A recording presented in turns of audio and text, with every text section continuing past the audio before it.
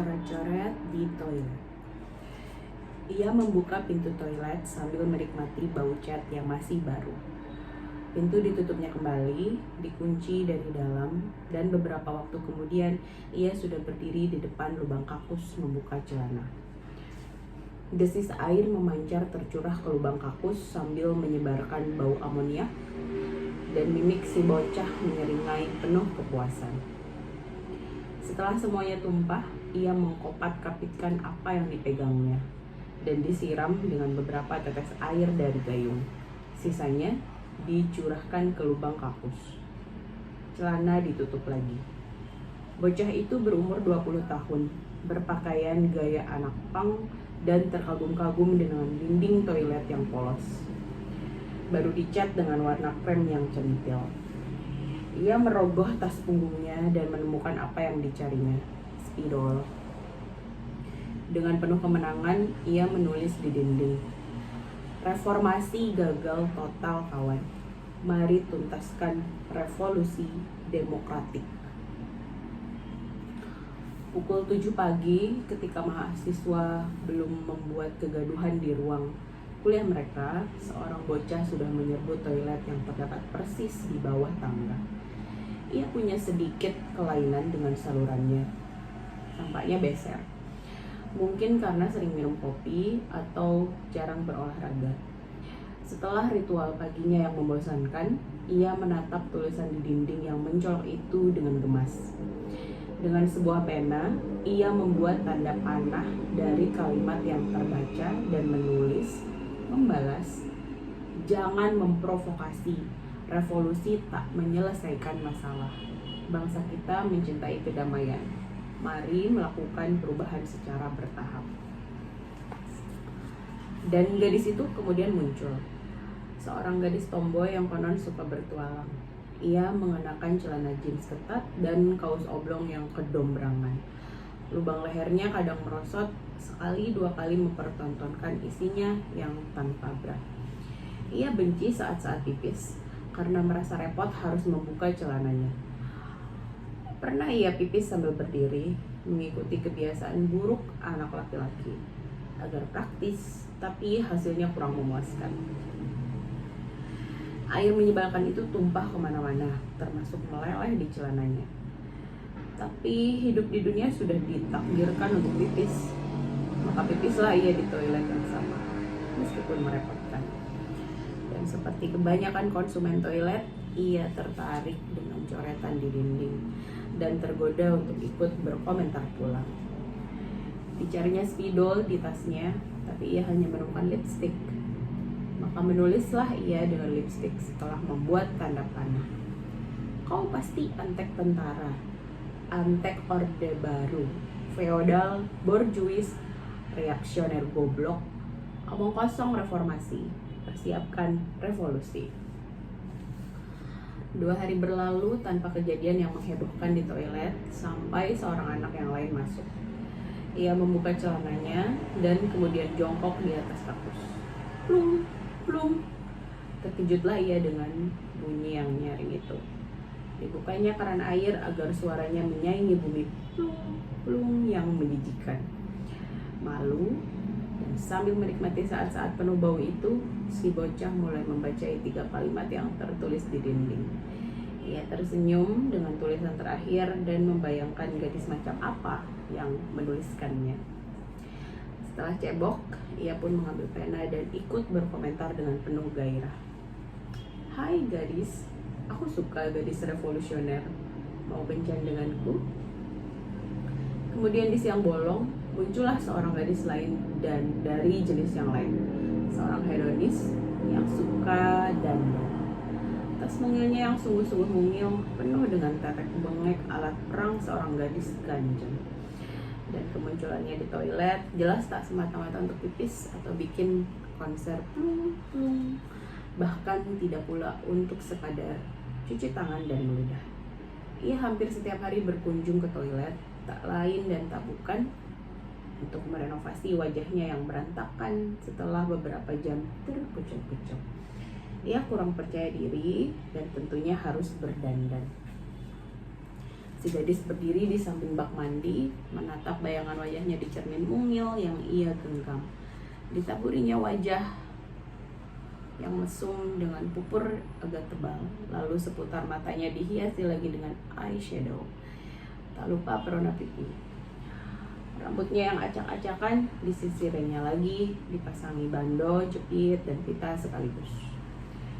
Bibirnya yang sudah pucat disapu pula dengan warna merah menyala, semerah bendera nasional, dan ketika itulah ia membaca segala unek-unek orang di dinding. Sambil tertawa centil, ia ikut menulis, juga dengan lipstik. Mau kencan denganku? Boleh.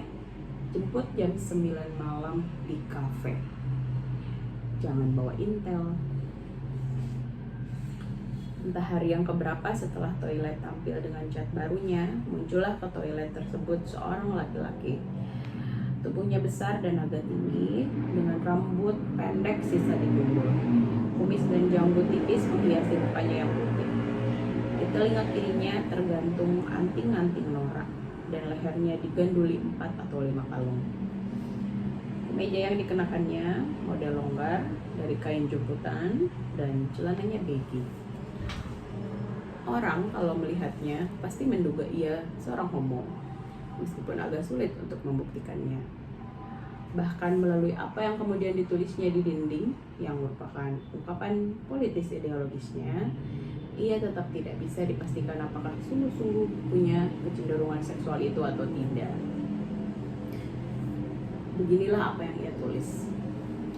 Kawan, kalau kalian sungguh-sungguh revolusioner, tunjukkan muka kalian kalau berani. Jangan cuma teriak-teriak di belakang, bikin rusuh. Dasar PKI. Seminggu kemudian berlalu tanpa ada orang yang berani masuk ke dalam toilet tersebut gara-gara suatu peristiwa yang menyebalkan. Ada seorang oknum, pasti bangsat keparat yang kurang moral, dan dikutuk oleh hampir semua pelanggan setia jasa toilet yang bikin ulah menjijikan. Entah hari apa dan jam berapa, ia masuk ke toilet dan segera saja menghujani kakus dengan roket-roket yang keluar dari pantatnya. Gobloknya, ia kemudian keluar begitu saja tanpa membersihkan sampah-sampah kekaratnya yang menumpuk saling berpelukan di lubang kakus.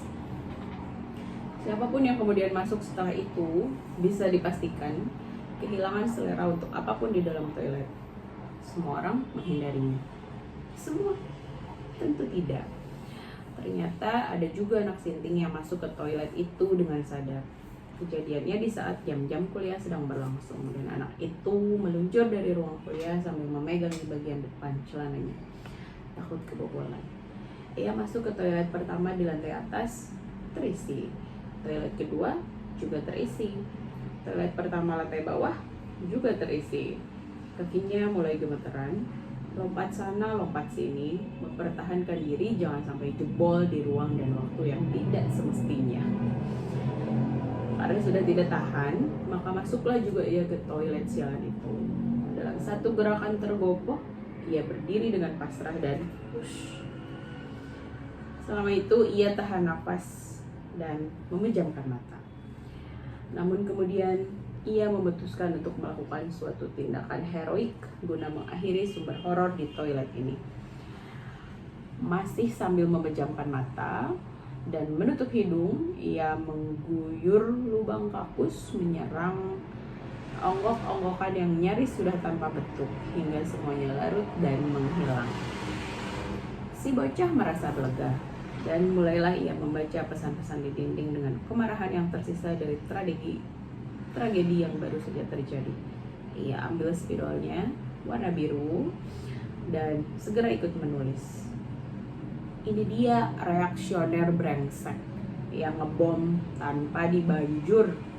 Jangan-jangan tak pernah cebok pula.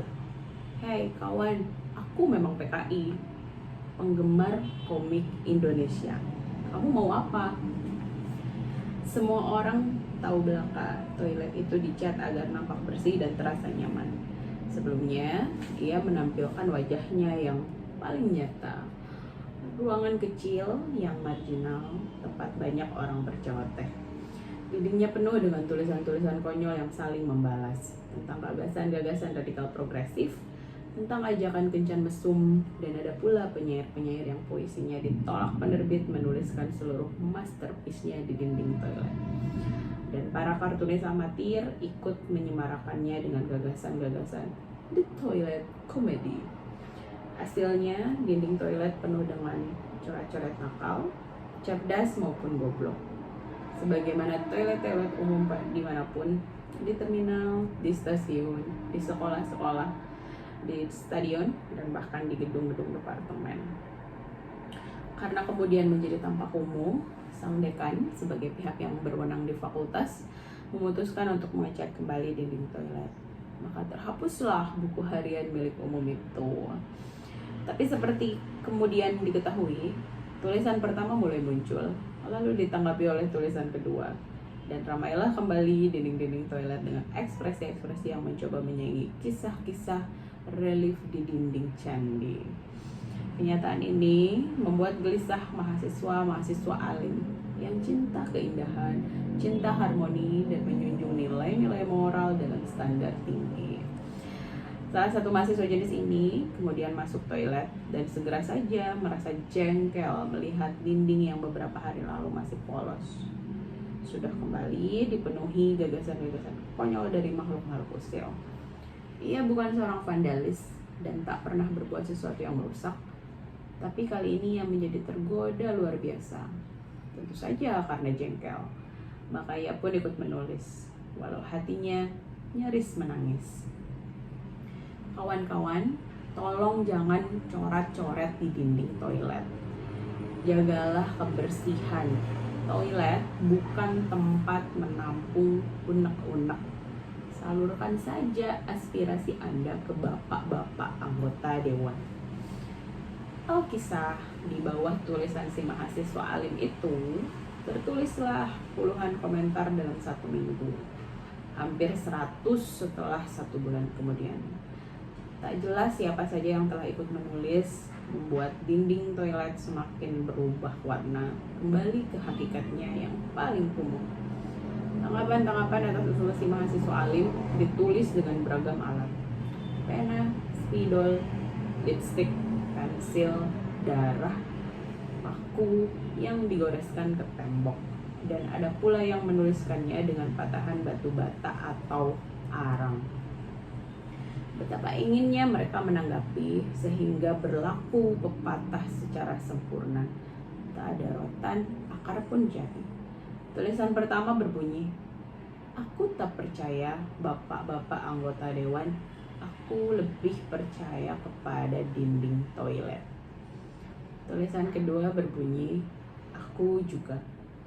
Dan 100 tulisan tersisa juga hanya menulis, "Aku juga."